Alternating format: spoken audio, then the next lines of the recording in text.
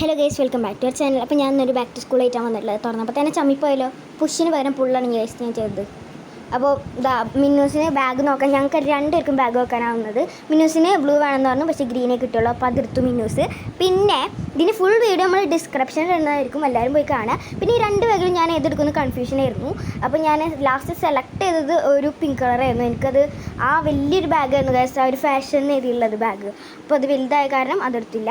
പിന്നെ മിന്നൂസിന് ഫസ്റ്റ് തന്നെ വന്ന ഷൂസ് സെലക്ട് ചെയ്ത് അവളെ കൈ പിടിച്ചിട്ടുണ്ട്. എന്താണ് പിന്നെ എൻ്റെ ഷൂ ആയിരുന്നു എനിക്ക് രണ്ടാമതെന്നാണ് സെലക്ട് ചെയ്തത്. പിന്നെ ഈ കൊട ഇത് എനിക്ക് എന്തെങ്കിലും വേണമെന്ന് പറഞ്ഞു, പക്ഷേ അത് മിന്നൂസിനായിരുന്നു കിട്ടിയത്.